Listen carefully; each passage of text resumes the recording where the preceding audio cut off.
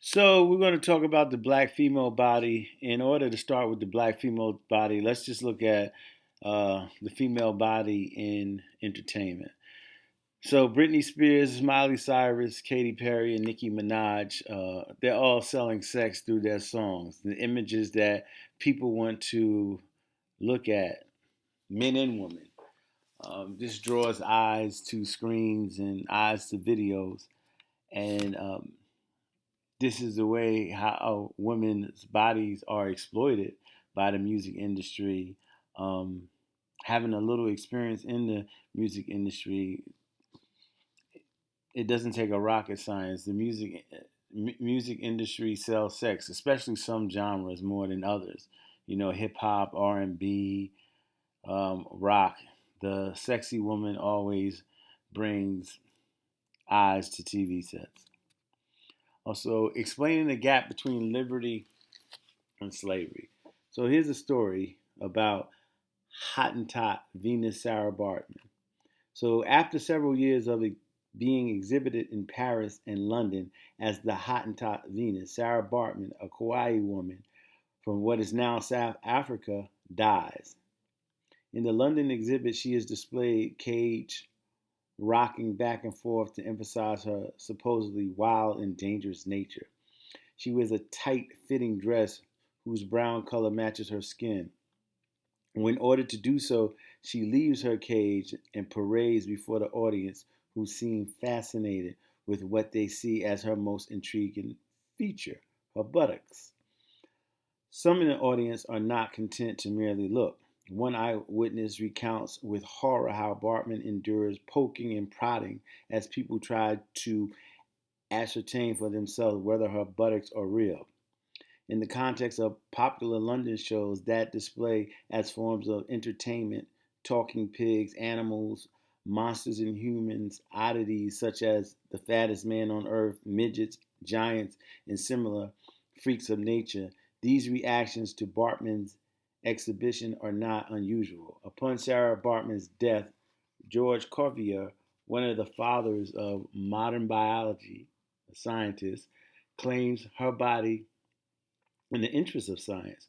Her subsequent dissection becomes one of at least seven others completed on the bodies of women of color from 1814 to 1870. Their goal to advance the field of classical comparative anatomy. So, so we look today. Some people view the black female's body as overly sexed. So we look at somebody as like look at body shaming like Serena Williams. Serena Williams is one of the top tennis player or the top tennis player of all time.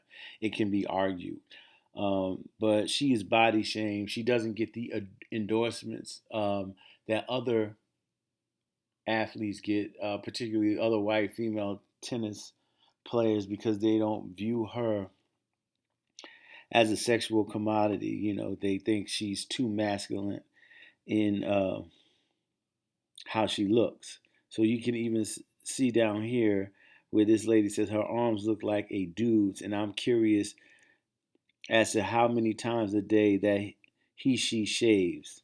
So she's body shamed because of her athletic body.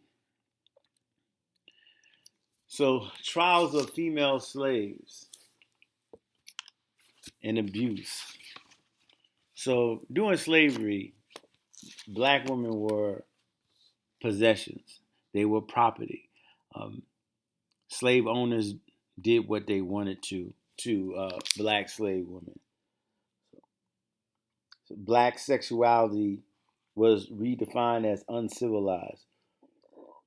Under American slavery, and this is according to Patricia Hill Collins, under American slavery, all white men within a slave owning family could treat enslaved African women within their own families as sexual property. The myth that it was impossible to rape black women because they were already promiscuous helped mask the sexual exploitation of enslaved black women by their owners. So there was no justice for them. They were looked at as breeders. So they would take big black women that you'll see later on in this lecture with big black men who they call bucks. That was in the earlier um, lecture, and they would breed them to hopefully get strong little black boys and black girls that can do the work on the slave plantation. And then they were considered pets and animals. It was called chattel slavery. They were 3/5 of a person, so they weren't human. So they had to endure unspeakable things, black women, and they were tortured, raped, and taken advantage of, and they just had kids. Any white man that came along that wanted to have sex with one of the slaves, female slaves, the slave owner, if the slave owner said yes, then it had to happen. So now we get into images like we did with the black male body. We get into images that were in Hollywood. So Mammy was a big one. Mammy is distinguished, however, by her sex and her fierce independence. She is usually big, fat, and cantankerous. So she was in movies, and this is Hattie McDaniel. She won the first African American to win an Oscar. She won with Gone with the Wind, and her motion picture speech is famous. If you Google it, you'll see it in black and white. So the Mammy also is an offshoot of the Aunt Jemima. So I have to explain this to y'all because you probably don't know. Aunt Jemima is the lady down in the circle here. She she was on the syrup. First, she had a handkerchief, but as she evolved, or as society evolved, you can see she went to a perm, and they took off the handkerchief off of her head, as showed in one of the pictures right next to Hattie McDaniel. Often, Aunt Jemimas are Toms, like Uncle Toms, blessed with religion, or mammies who wedge themselves into the dominant white culture. Generally, they are sweet, jolly, and good tempered, a bit more polite than mammy, and certainly never headstrong. So the mammy kind of fought back. They helped raise the white kids, as you can see. And then, if you guys seen the movie The Help, that's a tradition that's passed on. Like black women did a lot of cleaning and housework because that's all they could do back in the 40s, 50s, and 60s. They could teach at colored schools and work at like a colored hospital as a nurse, but a lot of black women went to clean houses for white folks. Okay, so here's a cartoon, political cartoon that you'll probably see on your assignment this week. At top, that's Serena Williams. That's the one we're going to focus on. She lost to the young lady in the U.S. Open last year. She threw a tantrum, so-called tantrum, with the umpire because the umpire took away points. And then this Australian newspaper showed this depiction. Now, I'm not going to go deep into it because you guys are going to have to interpret this in this week's blog, but you can see how the picture is drawn and how Serena is depicted. Look at everything that is on the tennis court. And so we have the mammy again, then we have the matriarch. The matriarch was important because black families was basically matriarchal. Sometimes, or a lot of times, the fathers were absent from the home. They were sent off to work or they abandoned their families. So it was mother rule, mama rule. So then there was the welfare queen. Welfare queen was coined by Ronald Reagan. Um, this is not even the lady who is a welfare queen. This is somebody else. This was talking about black women who were on welfare and they was receiving money, food stamps, and and health insurance, Medicaid, that is, by the state. And it was based before Bill Clinton got into office. I should say President Bill Clinton got into office. It was based on the amount of kids you had. So a lot of black women were said to have a lot of kids so they can get more money. off of welfare, and then they would ride around in cars, and this is the myth I'm telling you about. They would ride around in big cars, have fancy jewelry and fancy clothes while they weren't working, and the money was coming in because they had 5, 6, 7, 8 kids. So again, we go to the matriarch, the welfare queen, and this time we have the sapphire. Okay, so the sapphire character, you probably don't know who Esther is from Sanford and Son. That was one of her lines, "You old fish-eyed fool." This was in the 70s. So the sapphires, they were uppity, intelligent characters, perpetually equipped with comebacks and snaps. Like they would have sharp lines to say to men in these sitcoms. So that's what a sapphire today. I couldn't say, maybe on How to Get Away with Murder. Um, Viola Davis may be considered a sapphire um, on television today. I would say also from Scandal, Kerry Washington would be too.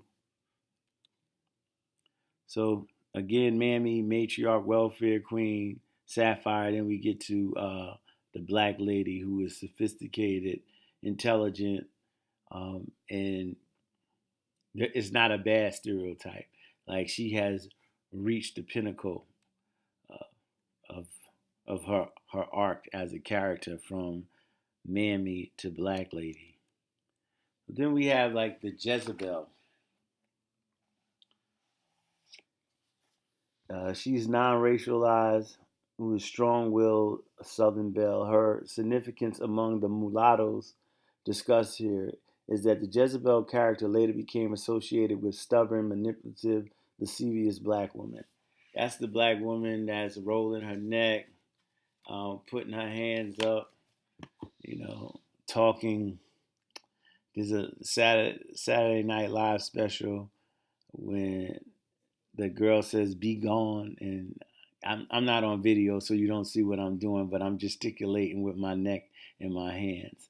So that is the Jezebel. She went from the hot, sexy lady that slept around to the fast talking, um, trash talking black woman. All right.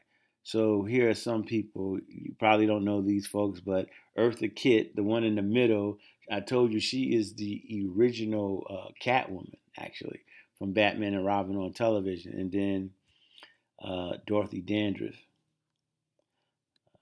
So then we come from the left, you have Donna Summers, who was Beyonce before Beyonce.